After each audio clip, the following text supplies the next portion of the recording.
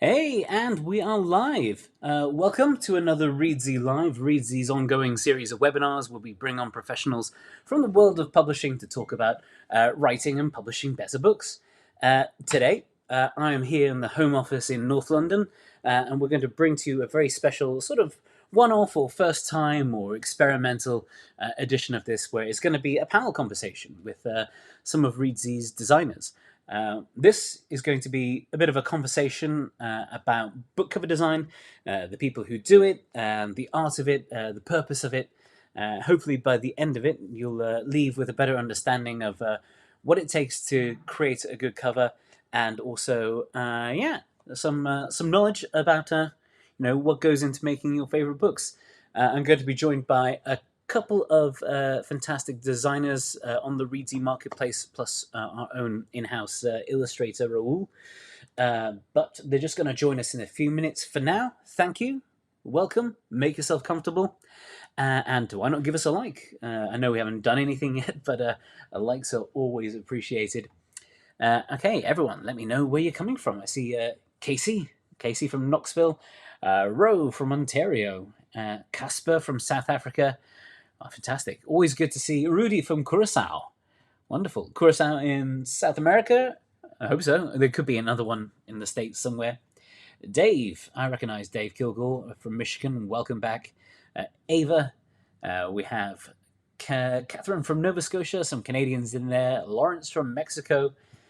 Sarah from Brookline, Mass. Fantastic. Thank you.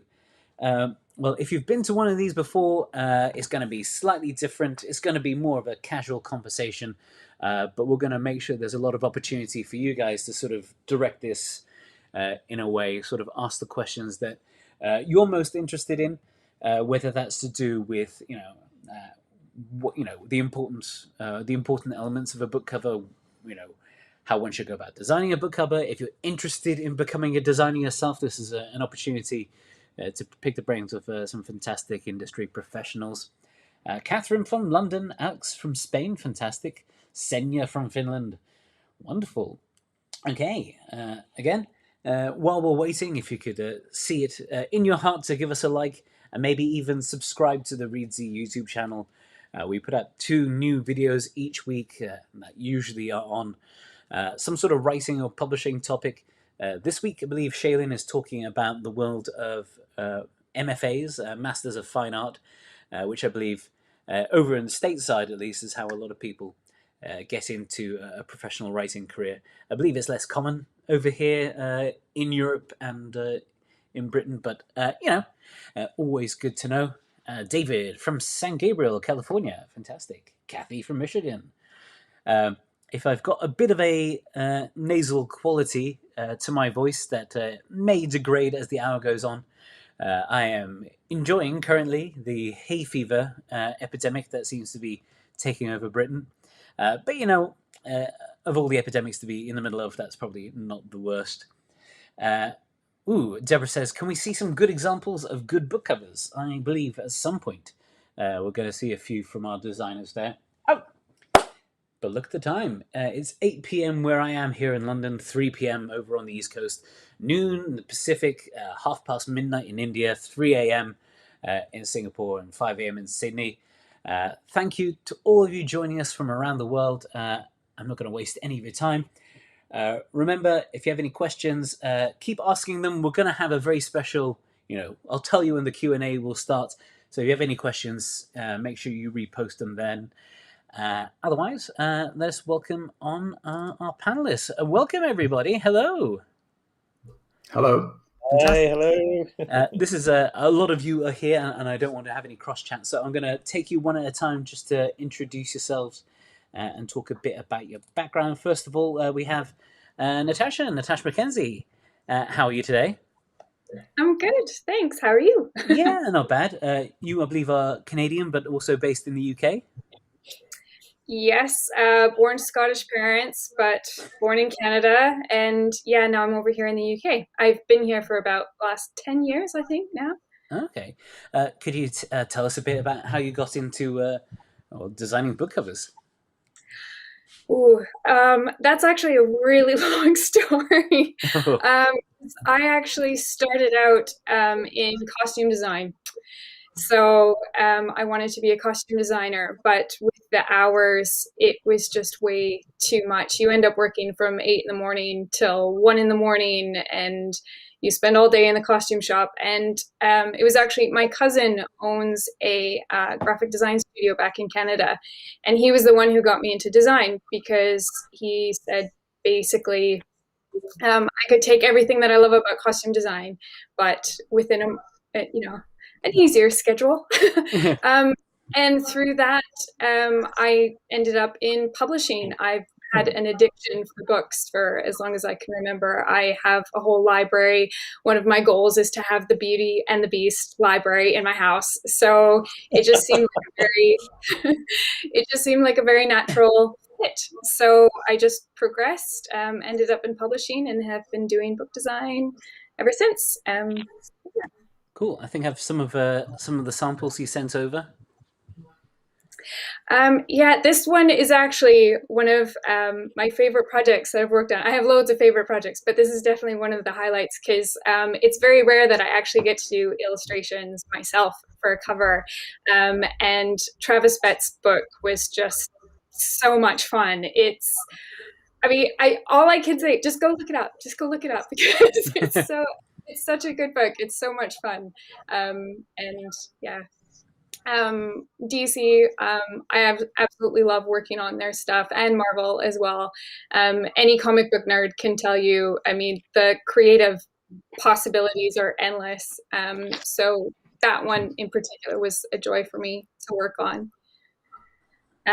Slade, wonderful author, and he wrote this book, which is just absolutely, it's about a what are they called? The psychiatric hospitals, an asylum. And so it was so much fun creating this Rorschach design for him and his cover. Another book that I highly recommend. Nice. September Thomas, she's also a great author. I love all my authors, but she's created this series, this Elemental God series. This is book 3. Book 4 is coming out, and she wanted something really fantasy, something really identifiable. Each book obviously is associated with a different element. So this one has to do with wind. So we just created the whole cover around that concept. Ooh, another skull one. Yeah, I like my skull books. This one was a lot of fun. Christopher, it has to do basically anything spooky you can think of, and I really don't want to give too much away about this one, but it very much has to do with this bone pen that's featured in the book. So so basically everything was created around that with the little strips of paper and, ripping out his notes and stuff, and the skull and the looming over that. So cool. And Bringing Ragnarok. It's a story. I love Loki, so this was a lot of fun to work on because it's basically about 6 friends, and they all get dispersed through different areas of time and space, and it's this Loki kind of adventure story as they're all trying to basically come back together and at the same time fix everything that's going horribly awry. So each cover focuses on a different aspect of the time and that looming and different cities and different times, and yeah. Cool. All right. Sweet. So if you had to say, like, if there's something that you sort of specialize in that, that's like directly your wheelhouse, what would you describe that as? Oh, that's actually really tough because I do a lot of fantasy work. I definitely do a lot of fantasy work. But for me, I think it's just anything that I really get a vibe from. I mean, there are certain stories, Slade's book was definitely something I would have had on my shelf. I don't read a ton of horror, but I mean, his book is like everything about it I would have had on my shelf. It's just, if I get a connection with a story, then I definitely am able to put so much into it. So it's hard to say.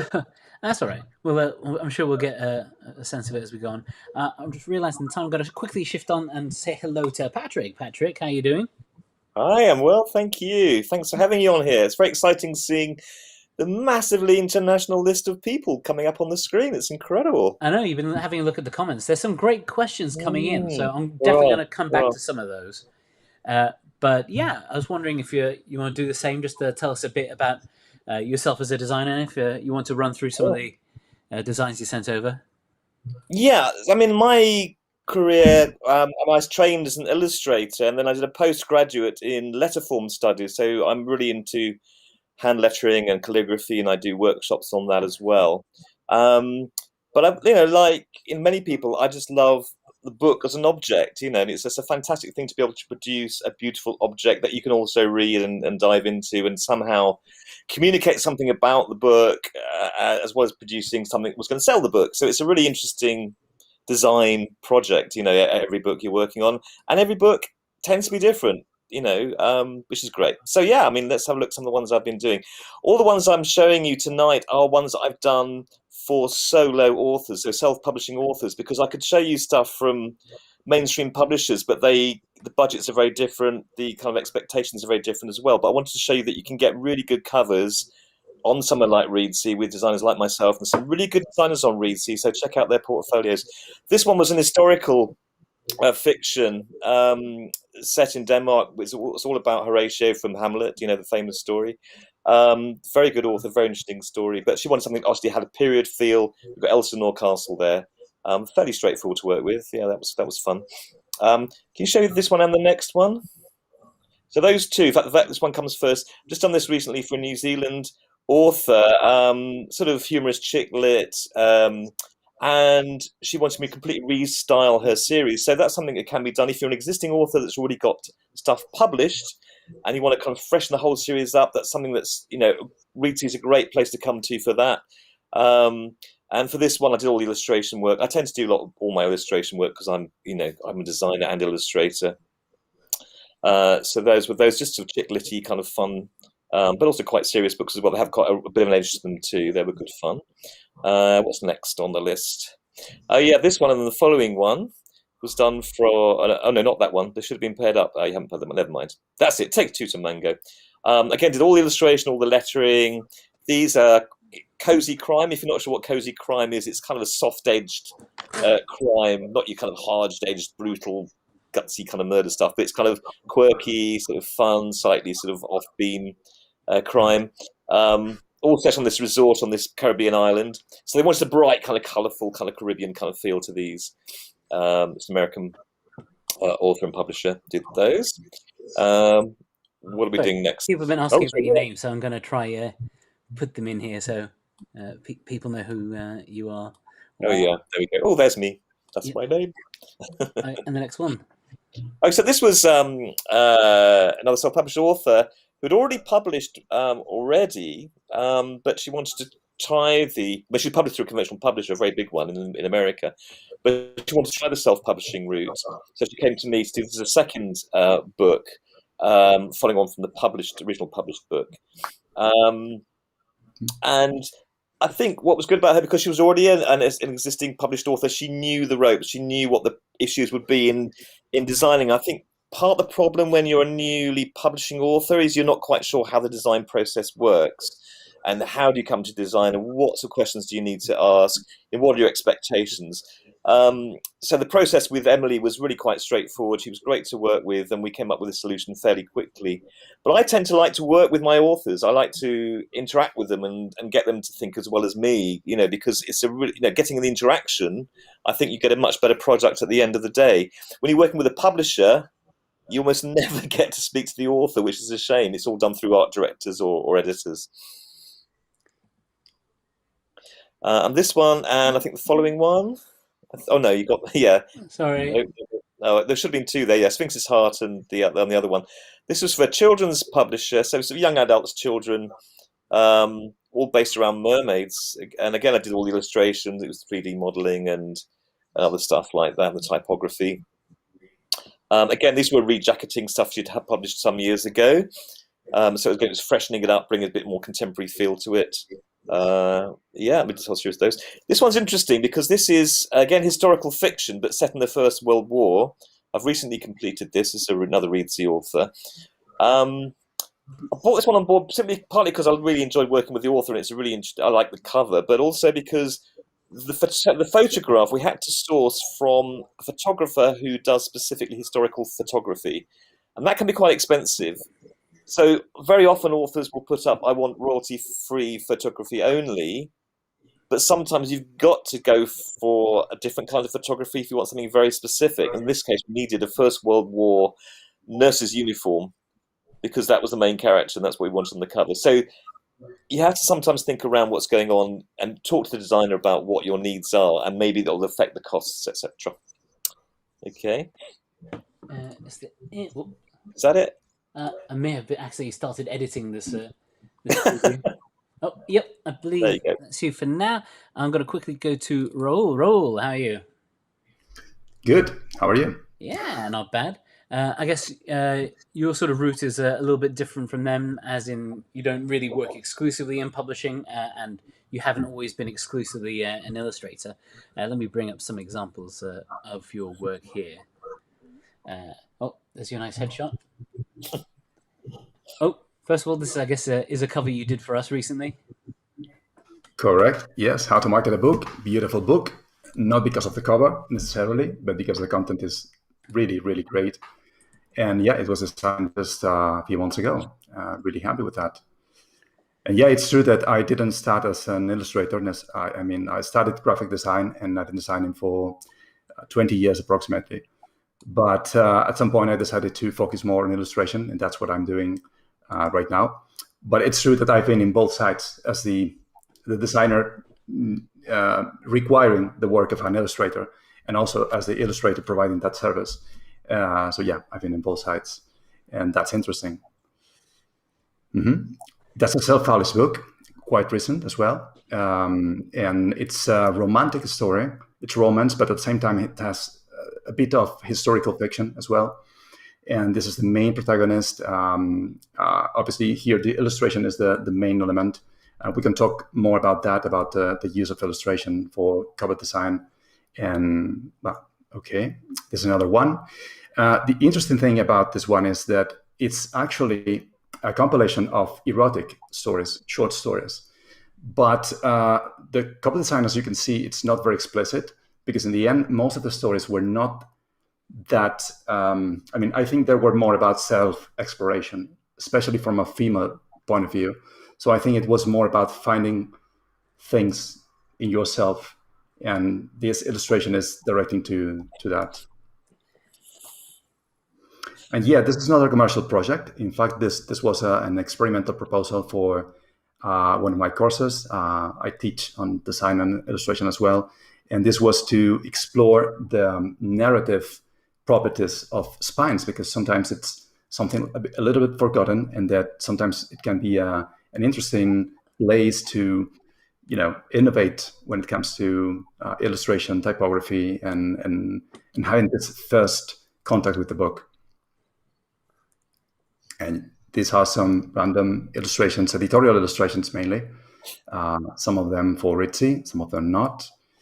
And you can find them in the Reedsy blog, most of them, not these ones.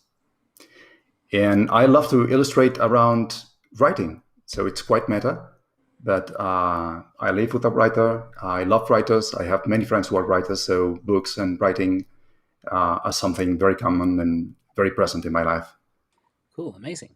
All right, I'm going to start talking a bit broadly about sort of the experience, I suppose, of working with a designer.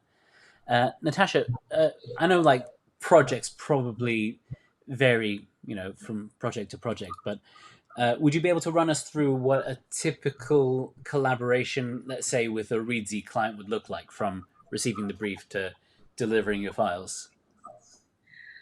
Well, I guess, it definitely starts with the brief. The best briefs obviously have as much information as possible.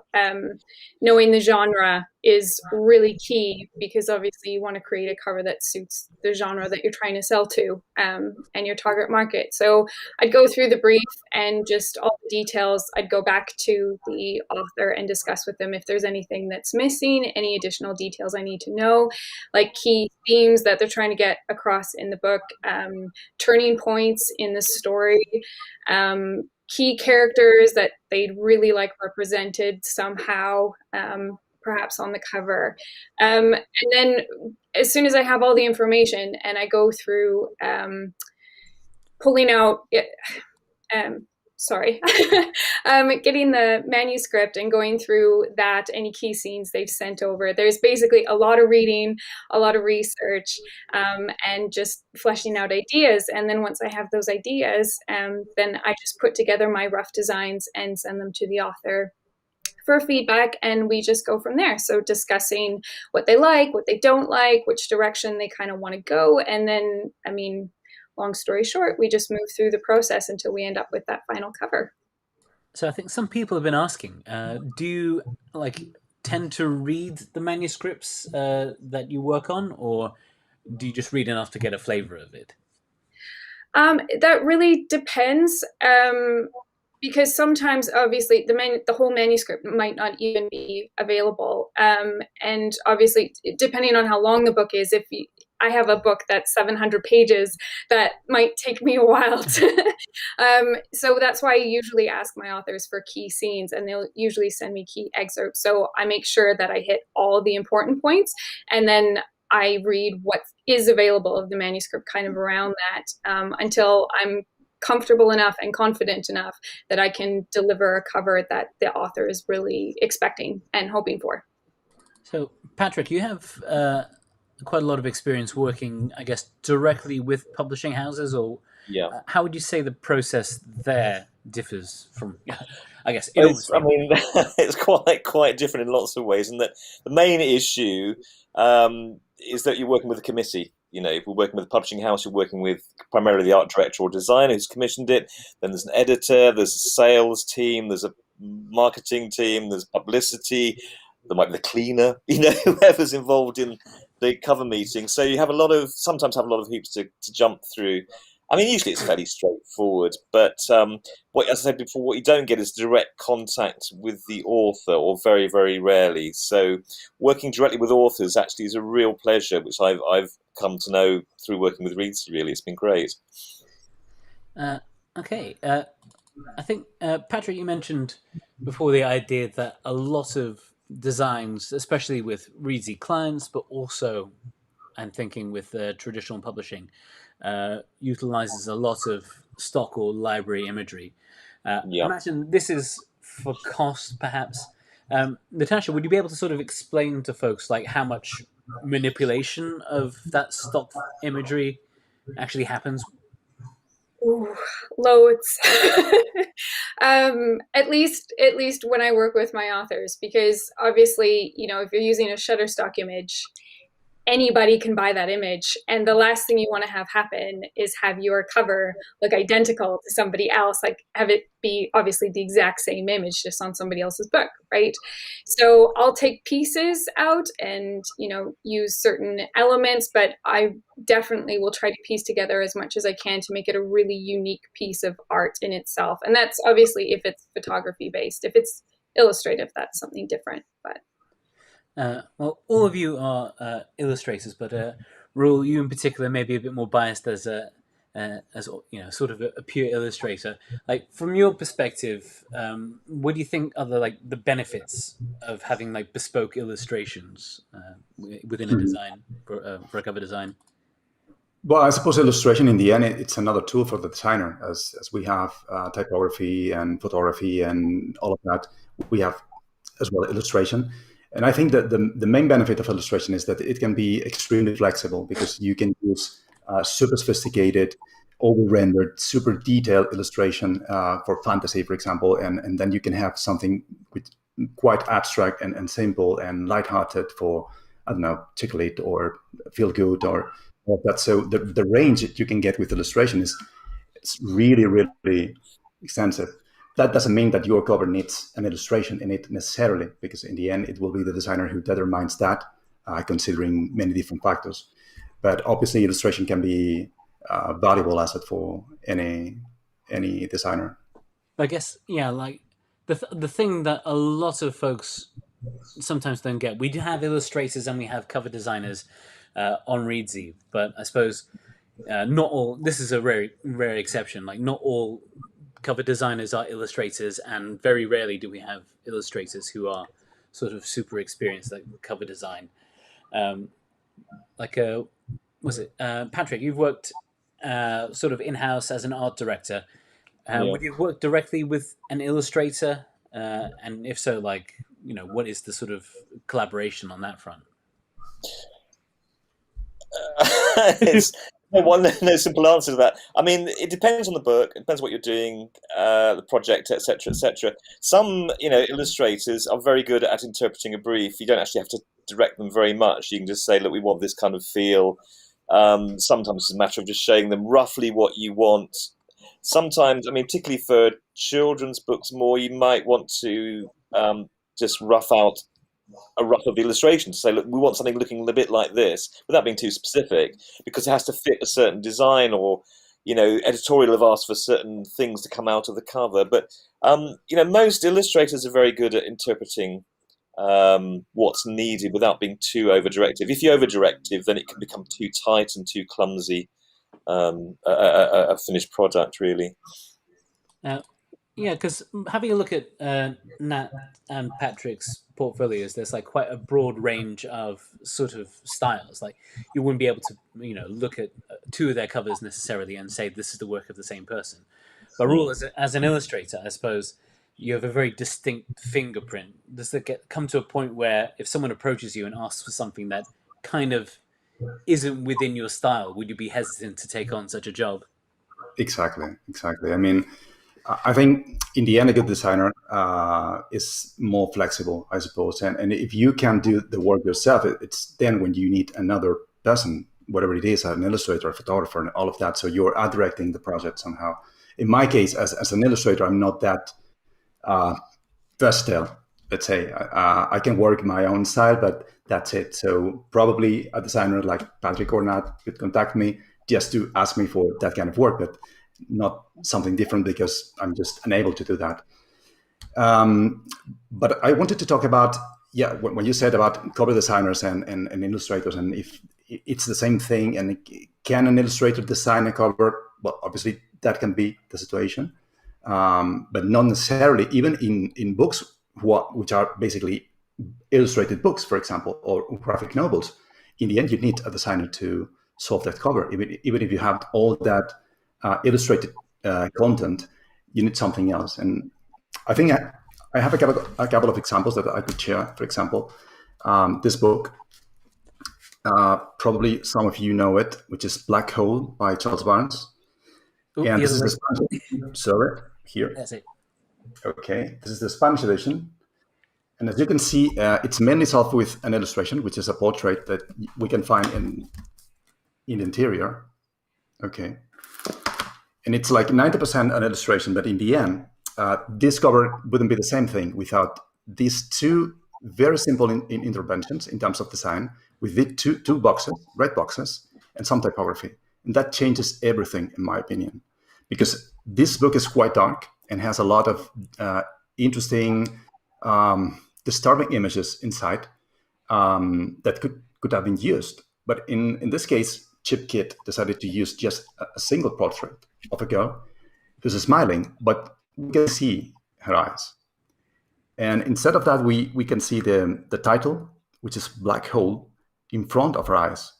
And that is adding a lot of nuances, and it's being really, I mean, it's representing a lot, this work, what's inside, which is weird and somehow dark.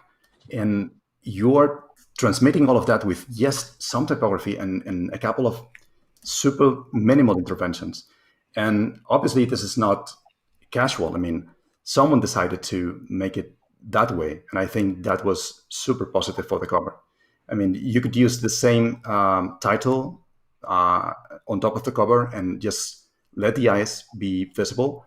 And I think the design would be completely different and not as good as this one. So what I mean is that even if you have all of the content made by Charles Vance with a lot of illustrations, in the end, the criteria of the designer ended fabricating this splendid cover, in my opinion. Yeah, we had an instance on our site of an illustrator, a writer-illustrator couple who'd done a picture book. Fantastic illustrations, such a great eye for composition and color.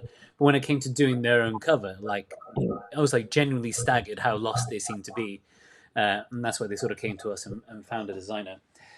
Nat, I guess for... Can I come in there, Martin? Is that all sure. right? So, I mean, this is an interesting point because you're seeing a lot of... there are, you can get programs now to design a cover, for example. I think Amazon's got one or something. And there's, there are, people who say they will design covers for you, whatever.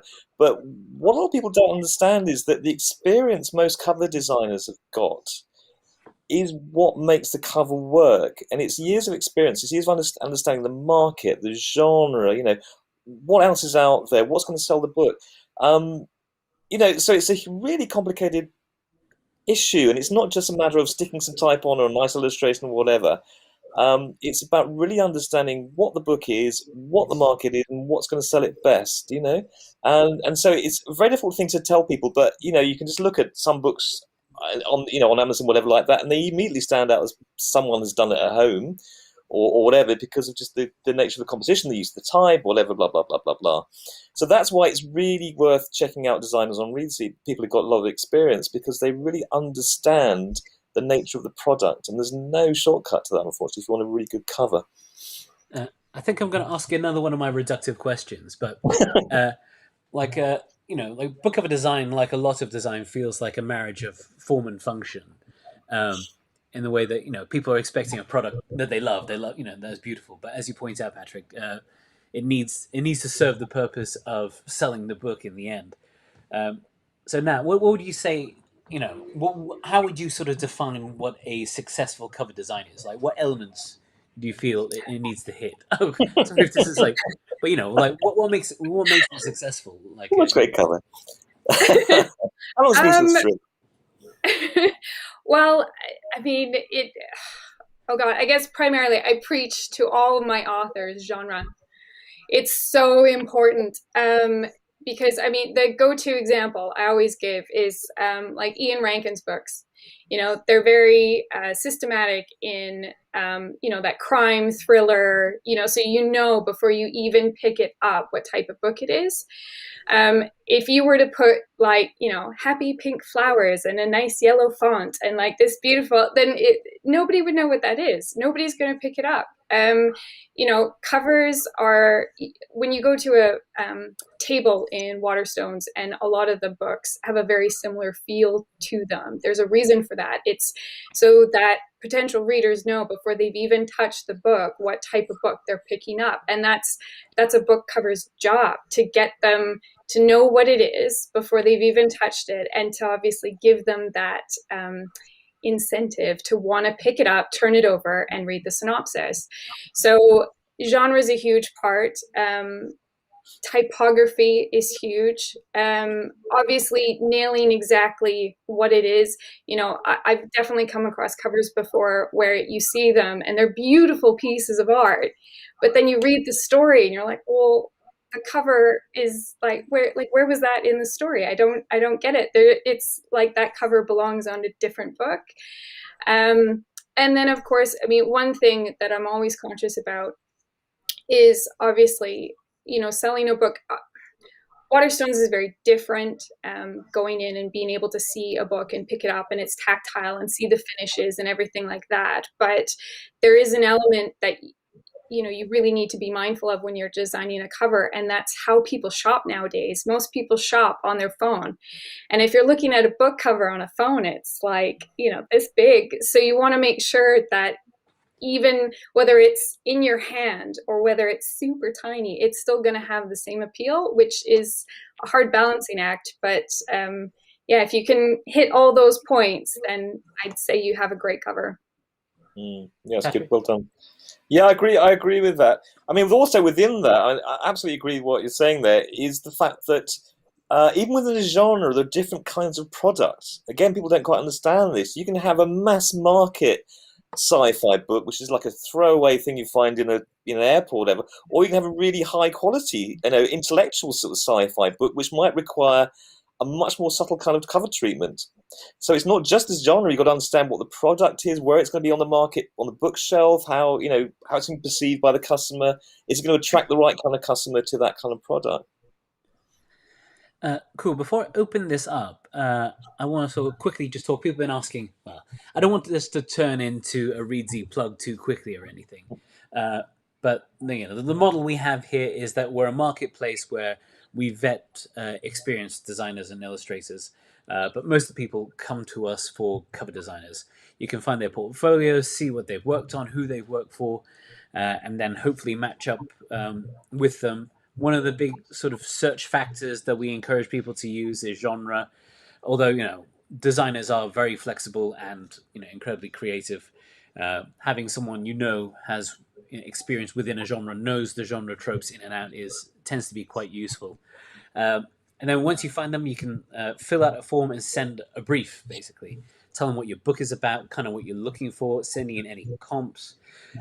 And so to that sort of end, I think the one thing that we haven't quite cracked yet is showing people perhaps the best way to brief a designer. Patrick, you talked about enjoying working and collaborating directly with the author, getting them to think a bit outside the box as well. But Rule, I know I work with you directly, and we do briefs as well. Like, how do you? I guess there are sort of two sides of how you could be briefed. I could sort of describe exactly what I want to see within a millimeter, and then demand you execute it. And if it doesn't come out right, I'm not going to take the blame for it. Or or on the other side, I guess you have clients who come and kind of don't know what they want. So for you all, for putting out the best product in the end, for you specifically, what do you like to hear from a client when you're being briefed? Well, in my case, I really appreciate as much information as possible. I know some designers prefer to have just the basic information, just start working and let's see what happens. And some people have some great instinct and they generate the right ideas very quickly. But in my case, I prefer to have as much information as possible. I suppose that there's a dangerous situation that can happen with super detailed briefs, and it's to get to that unwanted situation in which the client considers that a designer, and I suppose we all experience this, considers that a designer is basically a couple of productive hands who are basically executing your ideas and using a couple of fancy apps to generate the necessary files. And they want to describe everything in the cover, like this is what you have to do, point by point. Obviously, that's not understanding what a designer is, and sometimes teaching is necessary, I suppose. So I'd say a lot of information is good, but the designer needs as well some space for doing their work, basically. We had someone in the comments ask about sending comps. Nat, would that be something that you find helpful, having people send, I guess, comp titles, I guess, for you to, if they say, yeah, can you just make it look a bit like this Lee Child cover, say?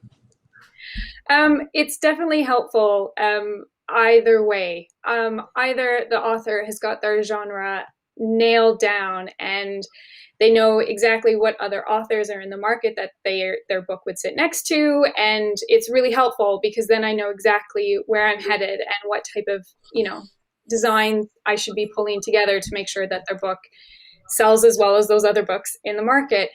On the flip side of that, I've definitely had authors send me comps just because they think the cover is pretty, which it's still really, really helpful because it at least gives me an indication of their personal taste and the type of things that they like. So even if I can't create a cover that they like that will look exactly like the ones they've sent over because it's the wrong genre or the wrong story or wrong subgenre or what have you, at least I know what kind of style and aesthetic I'm aiming for to make sure that the author is really happy with what they end up with.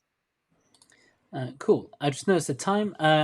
Well, I'm going to switch modes into Q&A.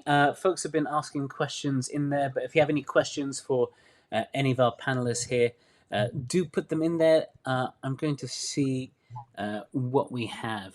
Someone's been asking again and again, so I might as well put it up about hoping for a discussion on the elements of design. What do you, Patrick, what do you understand by elements of design? Well, again, it depends on what kind of book you're working with, obviously, but the genre has a big amount to pay, of impact on this. So you've got to consider the elements within the genre you're working with. You have to be quite crude in one sense. So let's say you're doing a classic Ian Rankin crime, then you're going to be looking at using a dark sort of image, black and white or subtle colours, and then you're going to have a look at some sort of very bold, strong, usually sans serif type. But the problem with this sort of question is it's very difficult to be more specific because every project has its own issues. I mean, the thing about it's really a matter of emphasis at the end of the day. So what are you going to emphasize? What you're going to want to pull out to the audience for them to really latch on to? Now, it might be, as Raoul was saying, you might have a really strong illustration with a simple typography, and that's a really powerful thing. That says a lot about that book, but that wouldn't work for all books. So you need to establish what is the dominant element that you want to bring out. And I love just purely illustrated covers. They can look really stunning. But then you really need to then work out a hierarchy. So if you've got a famous author, for example, you might have the author's name really big. If you're a first-time author, it looks a little bit arrogant to have a big name, but you might want to have a medium-sized name or a smaller name and have the title really big.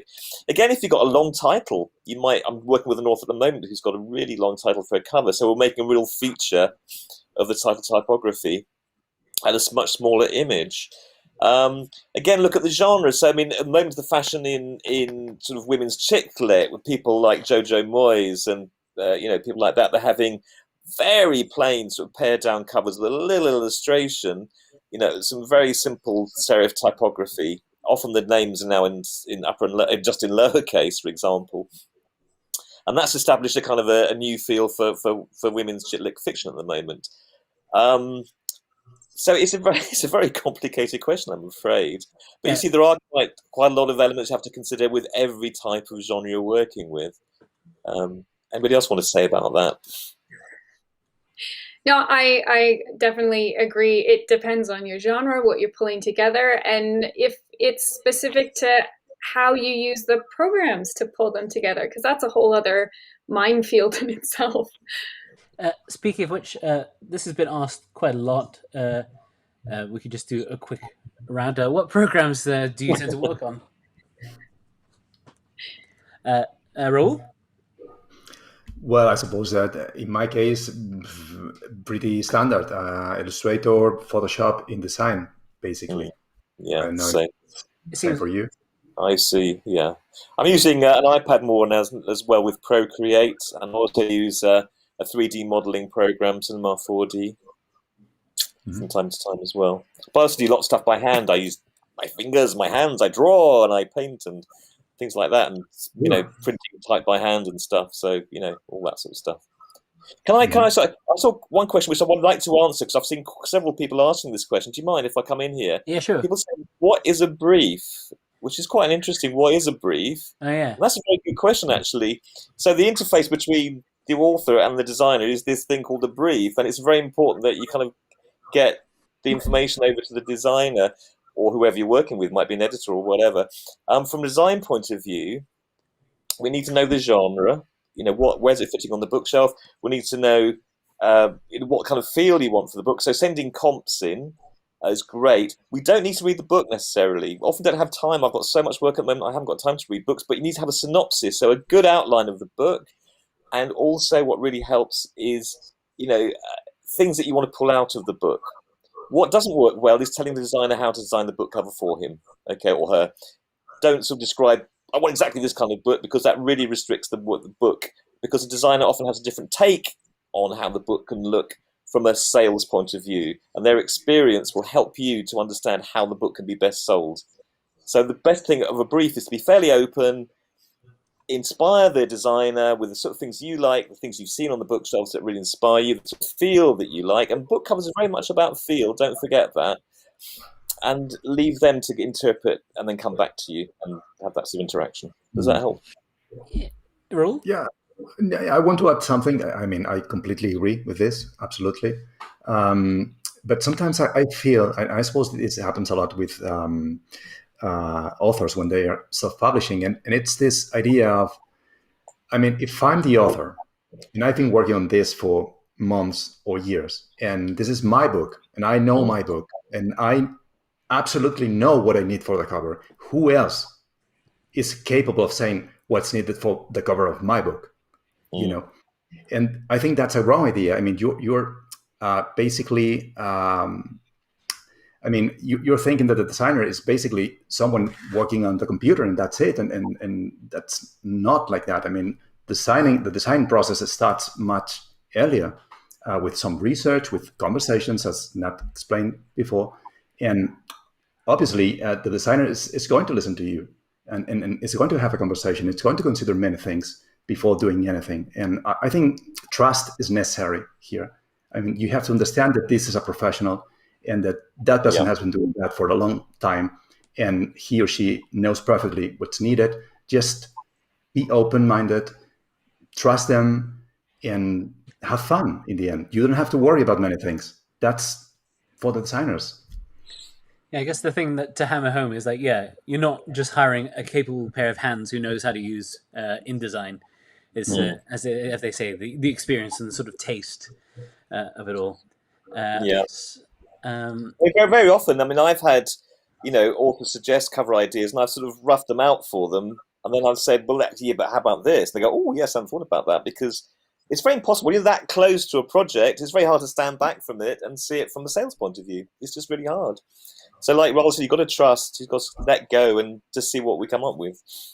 Okay, I'm going to preface this one. What advice would you give to a self-publishing author who wants to attempt designing their own book cover? Like, in general, we suggest people don't, but there are exceptions. I would say that if you're writing a book and publishing it, I'm not going to say as for fun or a hobby, but if it's something you're doing where your primary concern is not to sell copies, then you may, of course, it's your project. Go ahead and design your own cover. Would any of you have any sort of advice, I guess, to at least steer a self-publisher in the right direction if they're designing their own book? Well, I suppose many things could be said. I don't know. I have a sensation that, as in any other professional field, you can start breaking the rules once you know them very well. So, for example, if you're not an expert using typography, but you want to use typography on your cover, my advice would be to keep it simple. I mean, don't try to make a super complex typographic composition, breaking the words and piling them up in a graphic way, because, I mean, that requires a lot of skill and it probably will generate an unprofessional work somehow. So I have a sensation that if you use typography in a simpler way, even conservative way, and with conservative, I don't mean using Arial 12 points, okay? But I mean, for example, I have a couple of examples here. For example, this is a self-published book, okay? I don't know if you can see it like this. Okay, as you can see, I mean, this cover is, in my opinion, it's okay, all right? But as you can see, the typography is quite simple. I mean, the tracking is a little bit expanded here, but you have two different typefaces, and that's it. I mean, it's not super strange composition, not any effect, or I don't know, something quite simple, but you have a super simple composition as well. This photography is from Unsplash, so it's probably free. And you have this typography treated like this. You can see the same thing in the spine, which is super simple, but it's clean like this. I mean, this is not complex at all. This is something you can do. And it feels professional somehow. So that would be my advice, to not try to make, I mean, be more intelligent when using your resources. If you don't know how to use them super well, just try to make it simple, elegant, I don't know. Mm. I think the other thing to do, which we all do, is copy. I mean, we all learn by copying from an early age. We learn by copying, copying, copying, and you can learn an awful lot by that. Just get 4 or 5 books you like the covers of, see if you can copy them, or just do something similar and see what the effect is on your own cover. I think it's worth trying. Cool. We have a bit of a housekeeping type question. Sia, one of our regular viewers, how many times can the author redo the design if they? Okay, I guess in a standard contract, say you would have with an author, how many? I guess how many versions do you have built into it as a matter of practice? Natasha? That's tricky because it really does depend. Designer to designer, it depends on budget. It depends on how much you're given in the brief.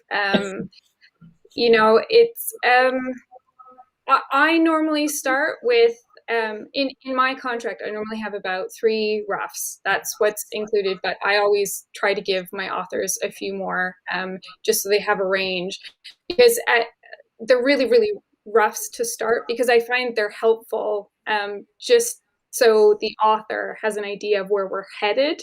And then either, they look at those initial roughs and go, oh my God, this is it. That's exactly what I want. This is perfect. Can we just make a couple of amends? Or sometimes they go, whoa, this is so not what I had in my head, and this is so not what I meant, and can we start again? And that's fine. But I guess because it's a collaboration, you just kind of go through that with your designer at the beginning, not once they've created 30 covers for you. And then you just work through. That's hard to say. I mean, I'm sure you guys have different processes and what you want to, how you guys work, because it is just really designer specific. Yeah, I mean, I agree with Natasha. It is designer specific in some ways, but you're saying the right principles. I think I work the same. You present the author with the general direction you think the book should go in, and actually, what usually happens by the time you've got to the sort of working up color visuals anyway, you've already discussed about what the main elements are in the design. You know what the kind of main subject matter is and where it's going. So if you don't know by the time you've got to quite a finished visual, and I've put it in my contract, I usually put, I don't specify the number of iterations, but if I feel you're going over the limit, then I will say that, because I think, I've only had, I think, 2 authors that have blown me out the water for not doing what they wanted, but they were really people who didn't know what they wanted. And that's a problem. They didn't really know what they wanted. So I kept saying, well, try this, or you could try that, blah, blah, blah. So the initial discussion is very, very important, like Natasha was saying, getting an idea that you feel you can work with and then developing that. And if at the end of the day it's really not working, then that's fine. You can start thinking again, or you can maybe readjust the budget to add a bit on. But it actually very rarely happens. I mean, in my experience, it almost never happens. Usually authors know and the designer knows, and by the time you get to that stage, you're pretty much there, We have a question here from Kira. I'm going to tweak it just a bit. They talk about trends in book covers, worrying about like how these trends can date your book in time.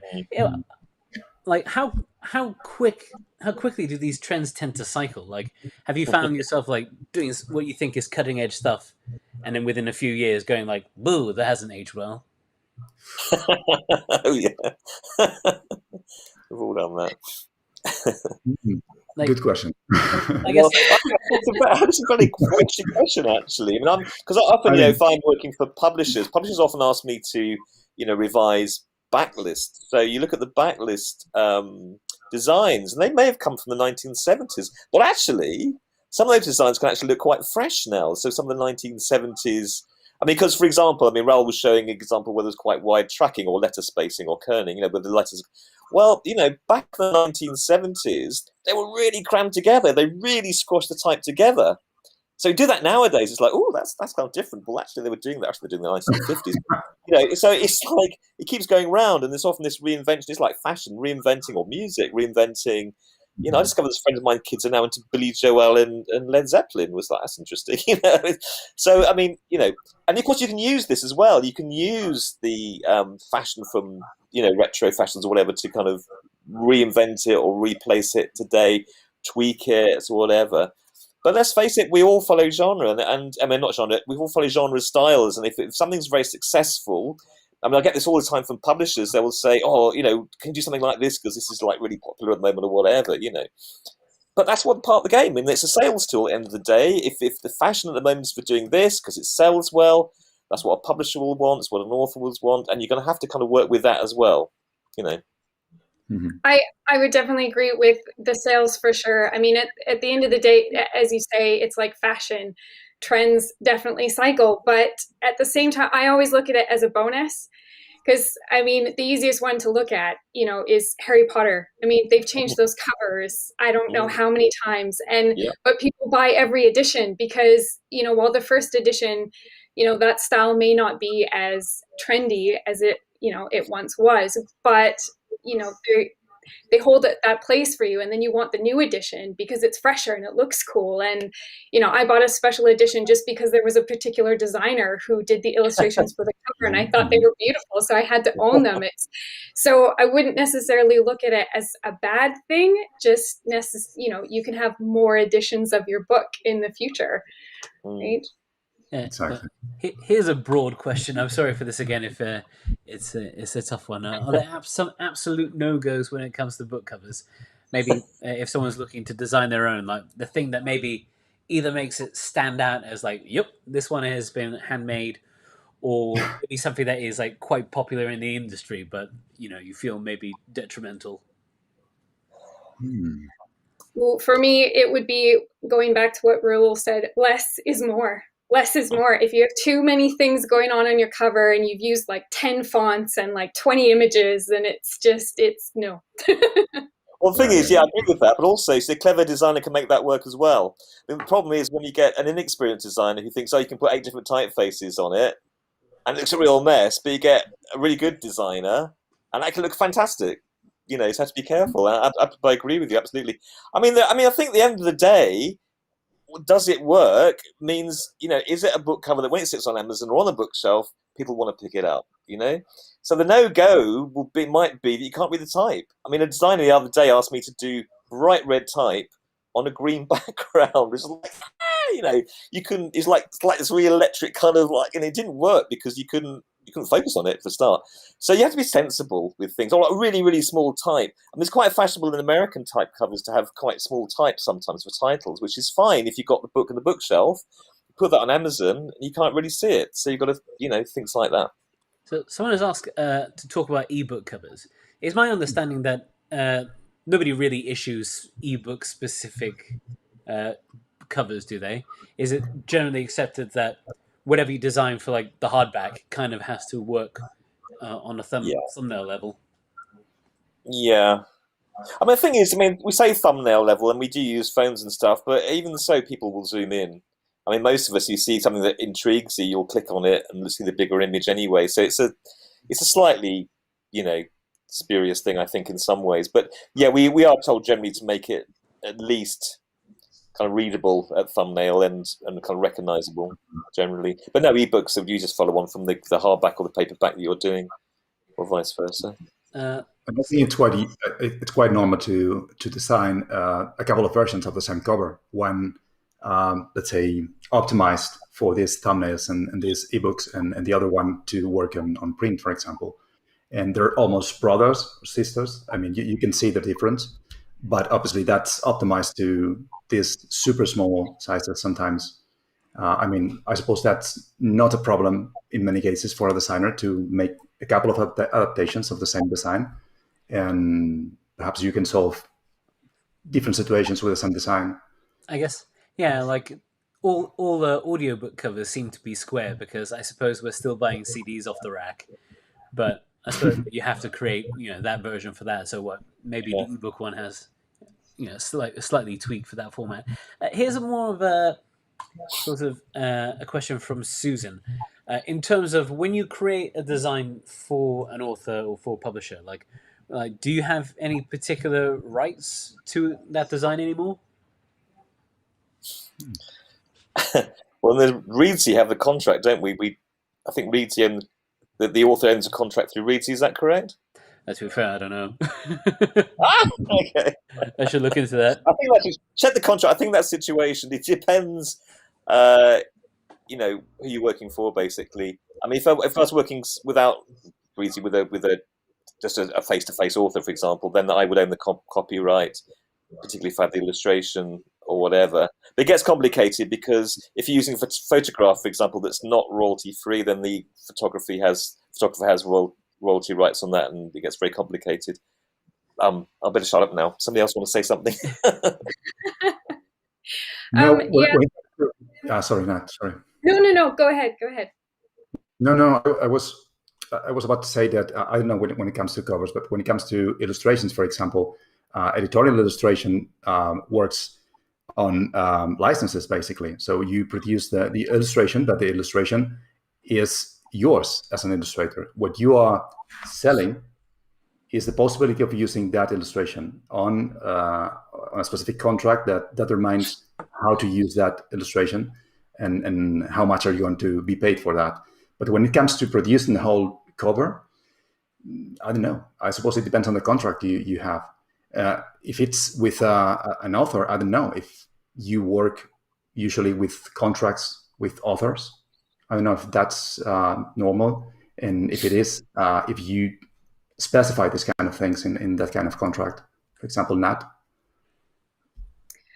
I was just going to say, in my experience working with authors and publishers, the copyright usually does stay with the author, but with exception for the designer, because obviously the art you're creating for the cover, whether it is just, Photoshop work or illustrations or what have you, I mean, that's your work. That's how you get more work. That's how you promote yourself. So usually that the right to share that kind of unconditionally stays with the designer, but as for ownership, that usually goes to the author or the publisher.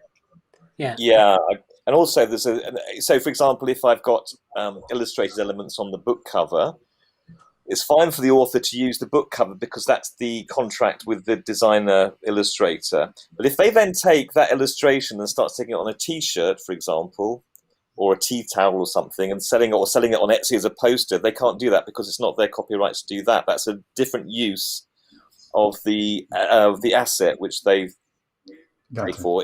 So that's where copyright comes very blurred. So you have to be very careful about things like that. Check it, but I believe that if it makes sense, the license is to be able to use the design, for all eternity, but for the very specific purposes of selling and promoting the book. So as you say, no t-shirts, you can't suddenly start making wallpaper out of it.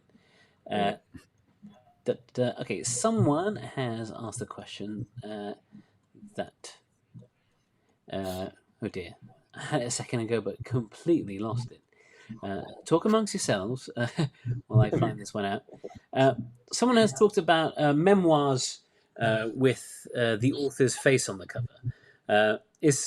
I guess if you're a celebrity, this makes sense, but maybe less so if you're not. Yeah, I did a memoir recently for somebody, and they wanted that, and I taught them out for that very reason. If you're just doing it for your friends and family, that's fine, of course. If you're going for international publishing with it, then it's a little meaningless unless it's telling a story. So it might be, for example, you were a climber and you had some extraordinary story of endurance to tell. So you might want to put yourself with your climbing gear on the front, for example. So it's a matter of context. But just having a portrait, it's a bit kind of, It really depends on the content, really. So that's another sort of pricing question. Most of the clients we get here on Reedsy are selling sort of ebooks first, so we have a lot of people just buying front covers. But I guess if people wanted a sort of print version, how much more? I know it's hard to put a ballpark figure on it. How much more would they sort of expect to pay to get the spine and the back cover designed as well? I would say that's contract specific because it depends. I mean, when you look at wrapping a full design, if it's the spine and the back, I mean, you can do them, they could still look really nice with just a simple block color. But then other ones, I mean, I've done full wraps that are illustrations that go all the way around. And obviously that's going to be a lot more to do because you're spending a lot more time than just putting down a block of color and doing the typesetting. So that's really hard to answer. Yeah. But I guess, it's something I guess you do want to plan for at the start. I suppose Well, like most having a people. front cover Oh, design sorry. and then going, can you please expand this to include the spine and back cover would be a much different proposition.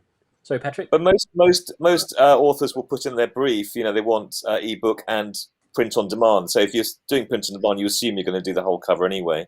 So that's kind of part of the brief. So, yeah.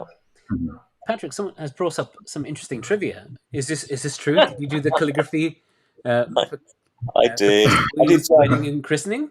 They were presented with some Bibles, the Queen and the couple, obviously, and Prince Charles were all given Bibles, and I had to do the plates at the beginning, all hand lettered, which was quite it was quite stressful, So, as you can imagine. so you defaced the I Queen's was Bible. actually one for the royal wedding. I did one for the royal wedding, and then one for the christening. That was it. So, yeah. Okay, but do you get a lot of call to do specific hand calligraphy work? I guess. I do actually. I do for book covers. I mean, several publishers, will use me just for my lettering skills. So a lot of children's publishers, for example, would just want me to do some lettering for them. So I mean, this is one. This is, for example, this one here. So you can see this, the familiars. I just did the lettering for the title for that one, and the rest of the cover was done by the publisher.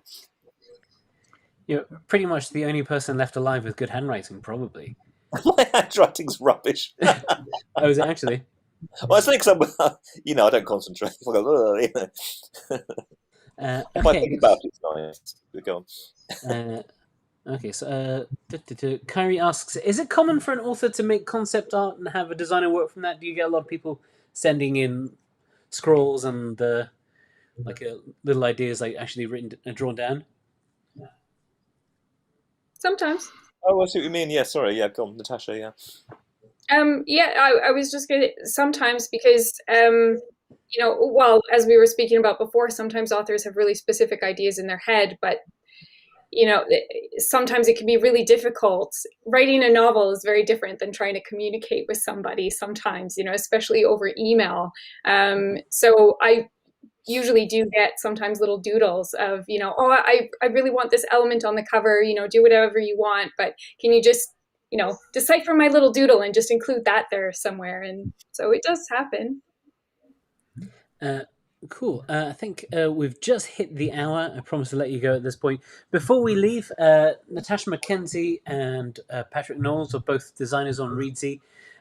Patrick, if people wanted to reach out and have you work on their book, what sort of projects are you always looking for? What gets you sort of excited? That's a difficult question, Martin.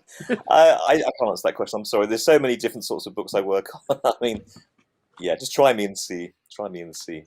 I seem to get a lot of apocalyptic books. Well, I'm not particularly into apocalyptic books. I mean, don't know why, but there we are. It could be something in your portfolio. Maybe did you do one? Yeah, probably. I have. It's probably on my list of books I've done or something. But I don't mind. Just try me out. Nat, any sort of thing, whether it's something you've done before, something new that you'd be looking for? Honestly, I'm the same as Patrick. It really depends on the story sometimes. So yeah, I mean, yeah. I've been all over the place. YA, fantasy, horror. Yeah, just send me what you got. Yeah. Cool. Actually, literary fiction. I wouldn't mind doing a bit more literary fiction. So be a bit more experimental with those. Yeah, actually, before we go, like literary fiction, I guess what is the trend for that? It feels like there's a bit more of an open remit when it comes to lit fic, like to be a bit more abstract, I guess. Yeah, I think it's the sort of stuff that features more in design magazines. Because you can be more open with literary fiction. It isn't so much tied to the genre itself because each individual book is a world within itself. So you're not necessarily trying to sell into a specific genre. I mean, that can include, more general sort of fiction as well, where it's not so specific in terms of genre. And it can be just much more creative and fun, to be honest, if you can do that kind of thing. I think it's harder to publish into, though, because, there aren't so much the big sales necessarily on that kind of book. But yeah, there can be lovely covers. I guess, yeah, like the sort of folks who do love reading literary fiction seem to be the ones who, also love having these lovely objets d'art, just like lining their bookcases. Just for a bit of variety. Cool. Well, thank you both very, very much. Again, if you've signed up on Eventbrite, I'm going to send a follow-up email with some of the transcript from this, as well as links to their profile. Of course, Reedsy, we have, I think, literally hundreds of experienced designers. So if you're looking to put out a book and you need a professional hand, then of course, please go to reedsy.com, sign up for a free account, and yeah, just start browsing through all of their work. We have their portfolios on there, so you can fill your boots, as they say.